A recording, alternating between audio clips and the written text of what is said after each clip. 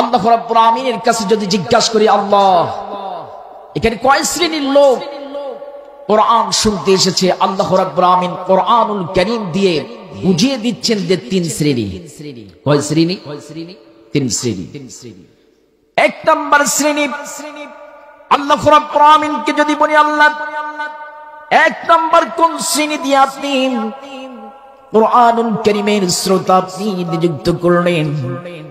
আমরা আল্লাহ রাব্বুল আমিন সুন্দর করে সূরাতুন নিসা 60 নম্বর আয়াতে আল্লাহ রাব্বুল আমিন বলেন, وَإِذَا قِيلَ لَكُمْ تَعَالَوْا إِلَى مَا أَنزَلَ اللَّهُ وَإِلَى الرَّسُولِ رَأَيْتَ الْمُنَافِقِينَ يَصُدُّونَ عَنكَ صُدُودًا।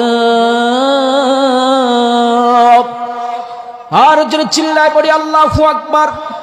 আল্লাহ রাব্বুল আমিনকে জিজ্ঞেস করা হলো, আল্লাহ কোন শ্রেণী আপনি সর্বপ্রথম শুরু করলেন? আল্লাহ রাব্বুল আমিন বললেন, এক নাম্বার মুনাফিক কিছু আছে, মাহফিলের আশপাশে চুপ করে দাঁড়িয়ে থাকে, ঘাপটি মেরে কথা বলেন ঠিক কিনা?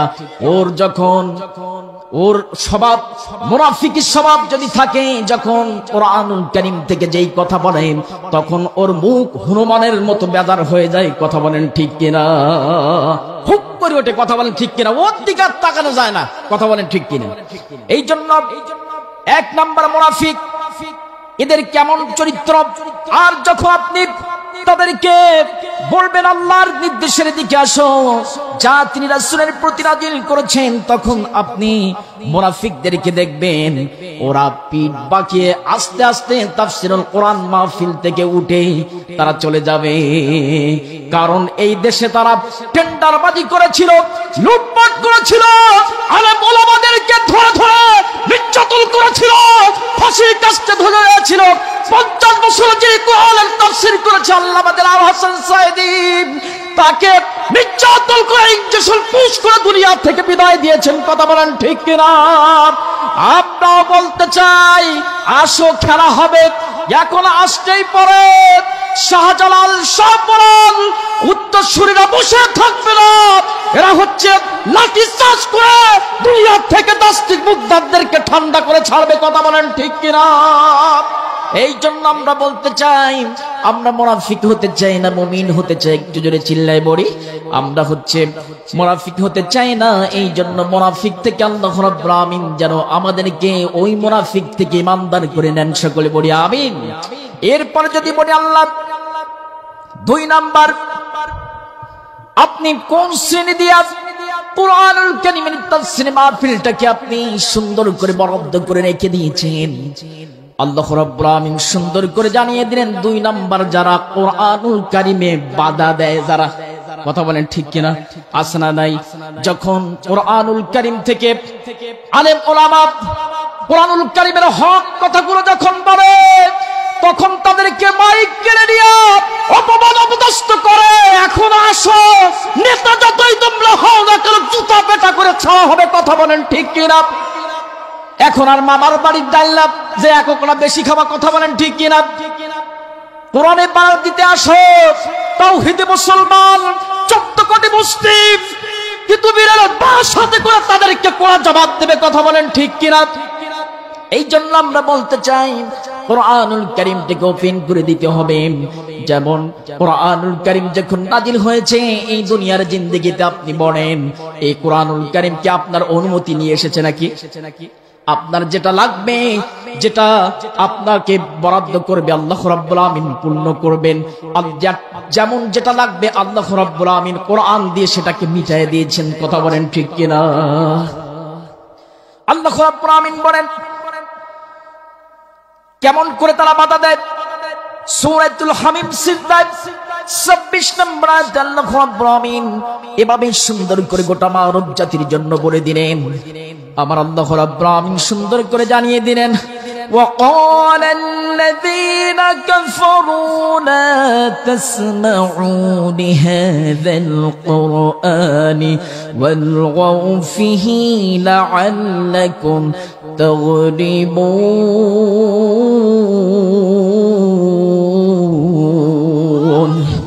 আর জোরে চিল্লায় বলি আল্লাহু আকবার। এটা কার বাণী? একটু জোরে চিল্লায় বলি। সেই আল্লাহর কথা বলতে কি একটু কার্পণ্য হয় মুমিন? তাহলে বুঝতে হবে আপনি ইমানদার হতে পারলেন না, আপনি বেঈমান হয়ে যাবেন। যারা মুমিন হয়ে যাবে কোরআনের কথা কল বললেই পরে আল্লাহু আকবার নাম নেবেন, যিনি হচ্ছেন মহান রব্বুল আলামিন, গোটা মানব জাতির জন্য সুন্দর, এই সুন্দর পৃথিবীর নাজ নিয়ামত যিনি দিয়েছেন, তার জন্য প্রশংসা আমরা করতে রাজি আছি না নাই? অবশ্যই আছি। আল্লাহ রাব্বুল আলামিন কোরআনে বাধা দানকারীদেরকে কি বললেন? আল্লাহ রাব্বুল আলামিন রাসূল সাল্লাল্লাহু আলাইহি ওয়াসাল্লাম যখন কোরআনুল কারীমের দাওয়াত দিয়ে দিতেন, তখন তারা কি বলল? যে কোরআনুল কারীমে বাধা বিঘ্ন সৃষ্টি করে যেখানে মুহাম্মদ কোরআনের কথা বলেন সেখান থেকে বাধা সৃষ্টি হবে। আগেও ছিল, এখনো ওই ফেরাউনের গোষ্ঠী আছে না নাই? এখনো দেখা যায় যে তাদের রক্ত পরীক্ষা করলে আবু জেহেল, উতবা, শাইবা, মুগীরার রক্ত পাওয়া যায়। এরা হচ্ছে রব্বফর আবু জেহেল, উতবা গোষ্ঠীর সার কিছুই নাই। কথা বলেন ঠিক কিনা?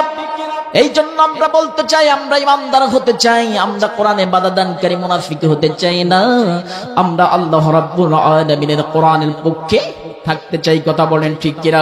এই জন্য ওরা বলল, ক্বালাল্লাযীনা কাফারু, কাফের সম্প্রদায় বলল, লা তাসমাউ লিহাদাল কোরআন, তোমরা কোরআন শুনো না, ওয়ালগাউ ফিহি, আর যেখানে কোরআনের কথা হয় সেখানে বাধা বিঘ্ন সৃষ্টি করে 144 ধারা 44 জারি করে কোরআনের আওয়াজটাকে বন্ধ করে। এমন আবু জেহেল মার্কা ও আবু লাহাব মার্কা বদমাশ মুনাফিক এই বাংলার জমিনে আছে না নাই?